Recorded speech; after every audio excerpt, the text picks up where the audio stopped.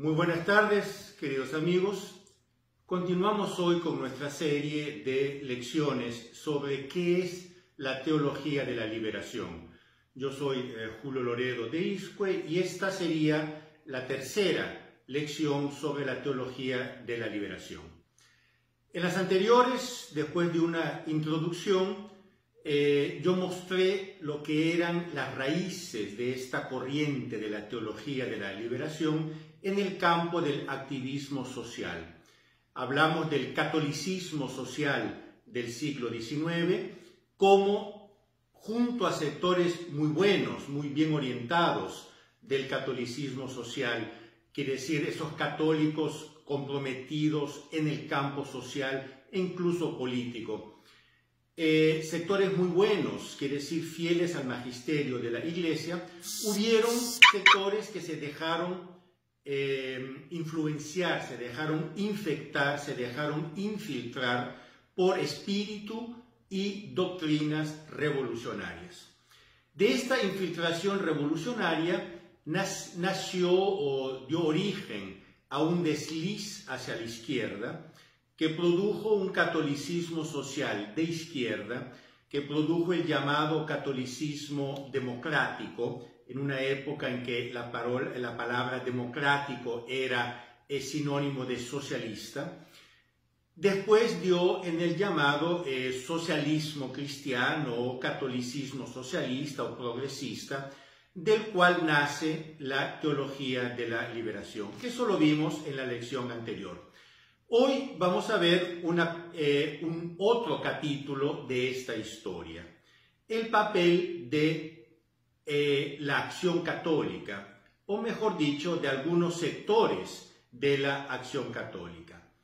Para esto debo explicar rapidísimamente cómo nace y en qué consistía la acción católica. Ya desde el siglo XIX habían asociaciones católicas dedicadas a la acción social, sea en el campo de la caridad pública, de la beneficencia pública, sea en el campo del activismo social.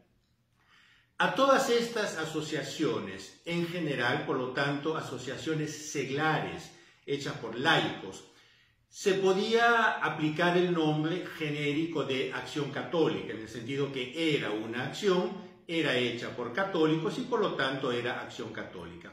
Pero en los años 20, 1920, el Papa Pío XI reorganizó todos estos movimientos de laicos y fundó la moderna Acción Católica, A y C mayúscula. Ahora, esto en un contexto muy especial. La revolución bolchevique, la revolución comunista soviética de 1917, fue un choque en todo el mundo, un choque no solo político, social, sino sobre todo psicológico. Muy especialmente la masacre de la familia imperial rusa fue un shock tremendo en todo el mundo. Este choque psicológico golpeó una opinión pública, sobre todo la opinión pública católica, muy trabajada por ciertas gracias que provenían del pontificado del Papa San Pío X, Papa del 1903 al 1914. San Pío X reformó la Iglesia, remoralizó los seminarios, reformó la liturgia, reformó la educación, abrió la comunión incluso a los niños. En esa época los niños no hacían la comunión, y fue un pontificado muy, pero muy fructífero. Estas gracias estaban comenzando a dar sus frutos en gran escala en los años 1920, justamente cuando hubo este choque de la revolución comunista soviética. Esto causó una reacción muy buena que el Papa Pío XI supo interpretar y dijo: ahora hay las condiciones para la restauración del reinado social de Cristo. Y él hizo toda una serie de documentos, especialmente la encíclica Quas Primas de 1925 sobre el reinado social de Cristo, toda la devoción a Cristo Rey. Y para ayudar, para servir a este apostolado para el reinado social de Cristo, reorganizó todo el laicado católico en forma de acción católica. ¿Cuál era el objetivo del Papa? Él mismo lo escribe y yo lo leo. La santa batalla por la realeza social de Cristo, la restauración del reino de Cristo y el establecimiento de la verdadera paz que a este reino únicamente pertenece. Por lo tanto, era el reino de Cristo.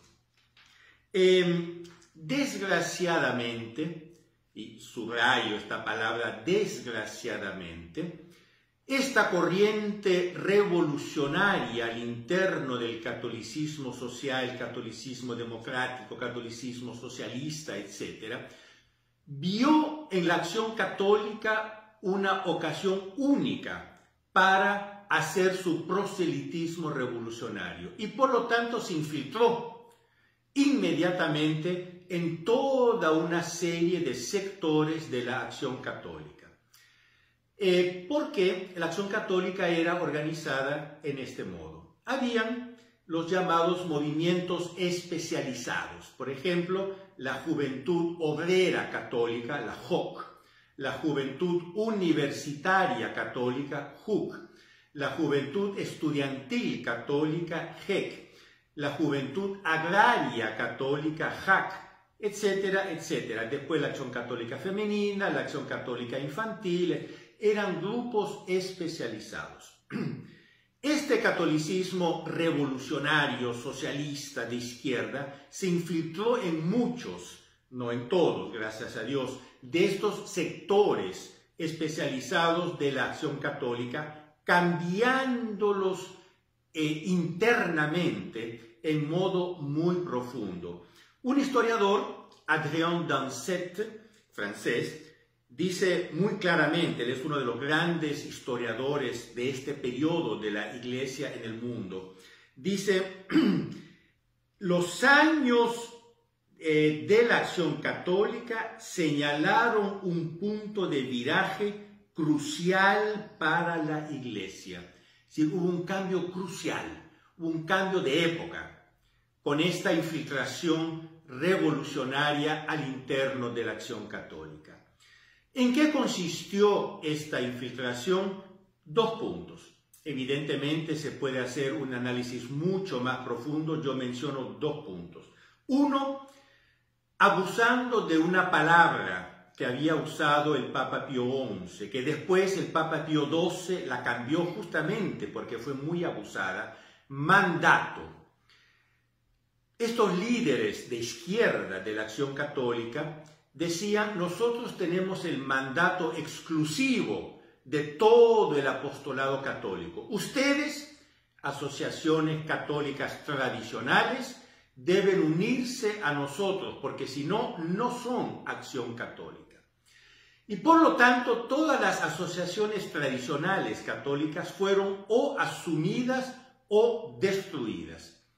Yo leí, por ejemplo, las memorias del fundador de la Acción Católica, uno de los fundadores de la Acción Católica en los Estados Unidos, el padre Andrew Greeley, en Chicago. Y él dice claramente, infiltramos todos los movimientos tradicionales y o los cooptamos o los destruimos. Son palabras de él, lo pueden leer en sus memorias.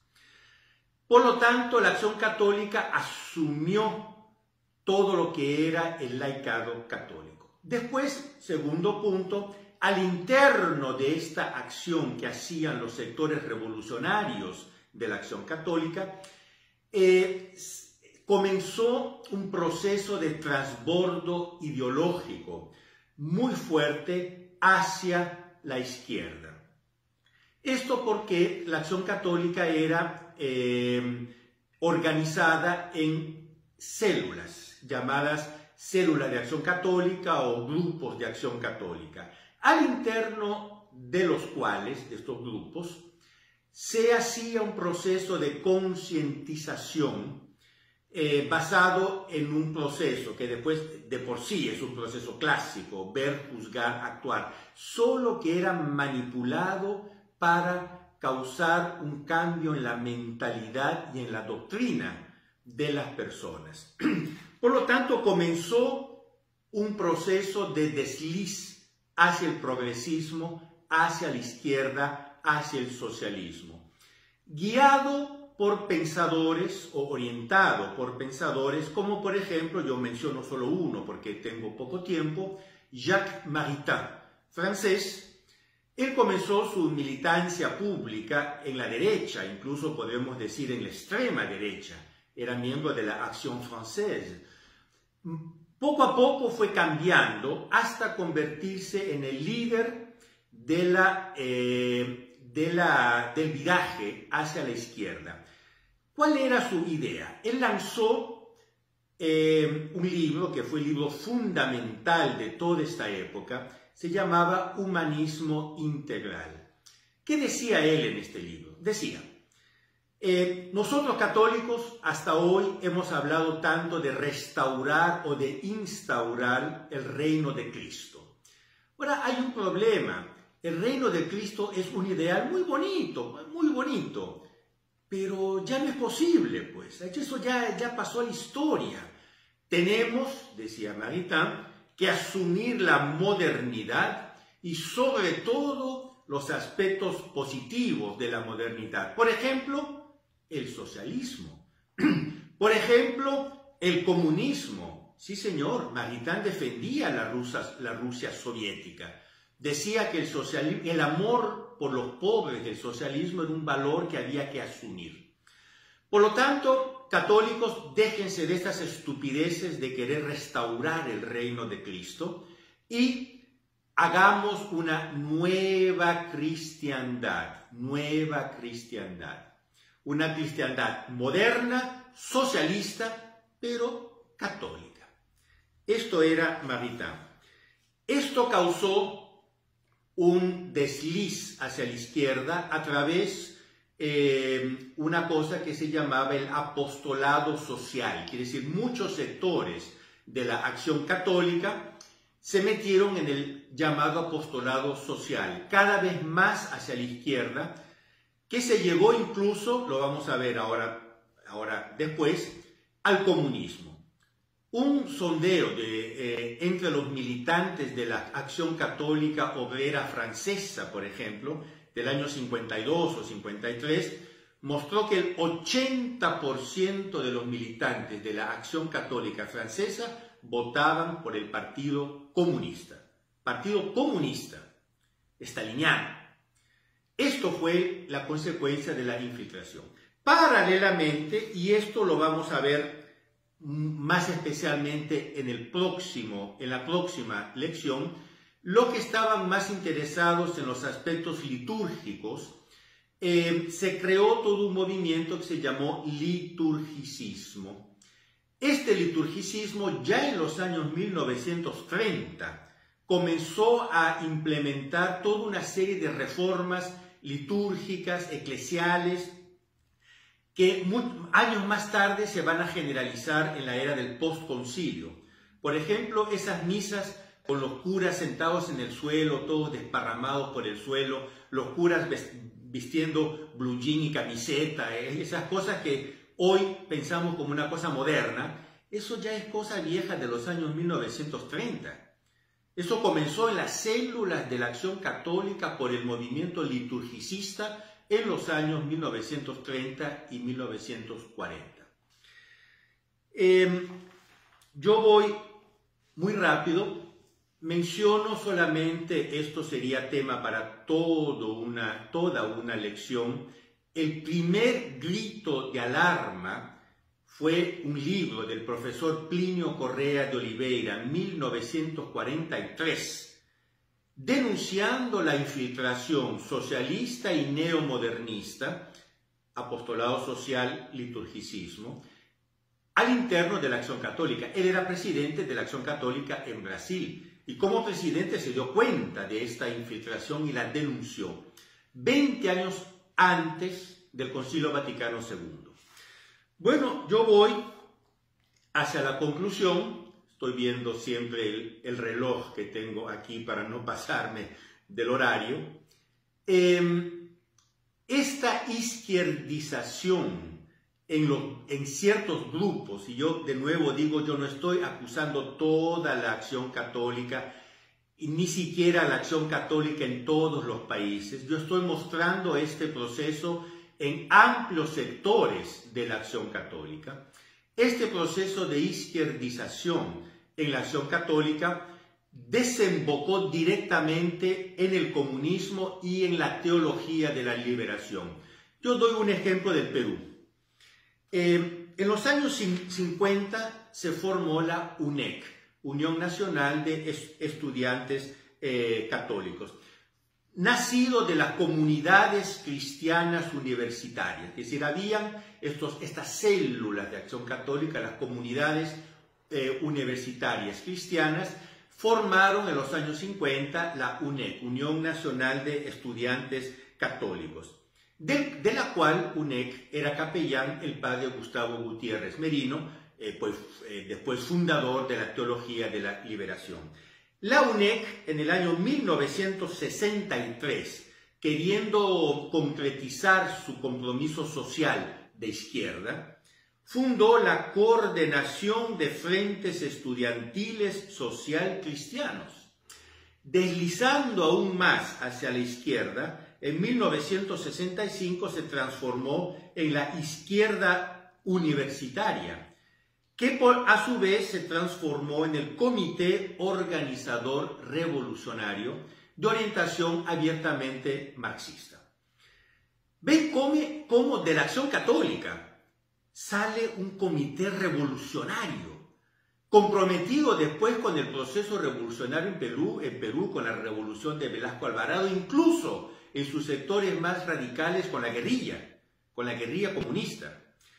En Brasil se dio más o menos la misma cosa. Había la JUC, Juventude Universitaria Católica.